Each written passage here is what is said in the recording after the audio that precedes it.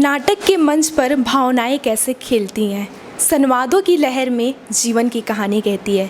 तो कुछ ऐसे हैं जीवन की कहानी को बताने के लिए, लोगों को प्रेरित करने के लिए आज हमारे साथ मौजूद हैं सुजीता सिंह। बहुत बहुत स्वागत है मैम आपका मारवा स्टूडियो में। Thank you so much for your warm welcome here, and I'm happy that I'm part of this event, which is the 10th Global Literary Festival. Thank you once again for having me here today. Okay ma'am बात करें तो आप Mrs India winner रह चुकी हैं, तो क्या face करना पड़ा आपको? Well, फेस तो कुछ नहीं करना पड़ा. It's all about hard work, dedication, which you put into to reach to your goal. And my message to all the women who want to succeed in life: give your best, believe in yourself. It doesn't matter what field you belong to, what education you have. If you give your dedication and hard work to any field, you'll be at the top. You'll be successful.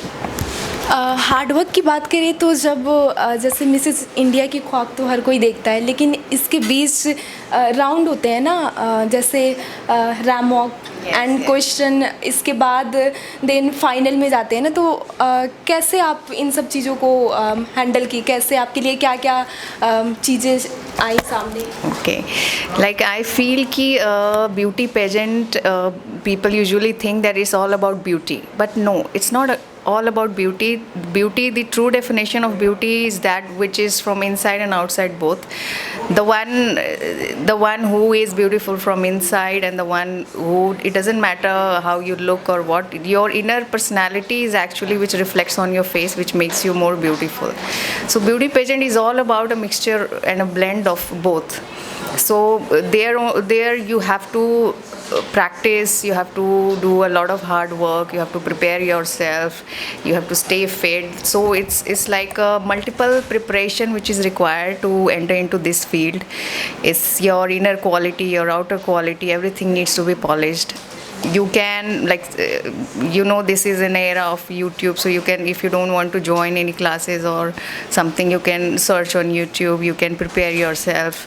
Yes, the organization, they also give you training, but it's like they polish you. It's not that they will completely groom you. So it's better that you start your preparation from your own end. You prepare for the question and answer handling round, because that is the round which decides the winner. Because everyone participating there is already a winner, is already beautiful, because women comes in all shapes, size, and we know women is the best creation of God. Every woman is beautiful. So what makes you different is what you are from inside. Okay ma'am, तो अब हम चलते हैं साहित्य की तरफ, क्योंकि साहित्य का लिटरेसी फेस्टिवल चल रहा है और इसमें साहित्य की बात ना करें तो फिर तो मज़ा नहीं है। क्या कहना चाहेंगे आप साहित्य के बारे में? साहित्य तो I feel is a history, यही इतिहास है हमारा, और इंडिया ही है जो इस चीज़ को आगे बढ़ा के लेके जा रहा है। और इस तरीके का फेस्टिवल यंगस्टर को मोटिवेट करता है कि आप इससे जुड़े रहें, क्योंकि ये हमारा बेस है। अगर आपने बेस को ही ख़त्म कर दिया, then you will not progress in life ahead. तो ये बेसिक चीज़ें तो आपको आनी ही चाहिए, जो कि आपको आगे अच्छा काम करने के लिए प्रोत्साहित करेगा, आपको इनकरेज करेगा। So it's very important to know about our history, literary, and everything, which makes you a good human being and a good do your best in whatever field you want to go ahead.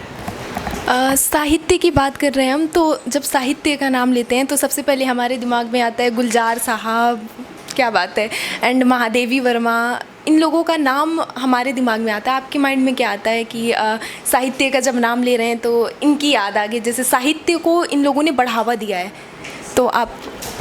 ऐसे कोई certain नाम तो नहीं आता, लेकिन हाँ, हम मतलब हमारे जनरेशन में साहित्य का इम्पोर्टेंस था, तो कमिंग जनरेशन में आई फील कि ये कहीं ना कहीं खो रहा है। तो ये हमारी रिस्पॉन्सिबिलिटी है कि हम कमिंग जनरेशन को भी इसके बारे में शिक्षा दें, उनको समझाएं कि साहित्य क्या है, क्योंकि ये हमें यहाँ हमारे बेस से जोड़ के रखता है।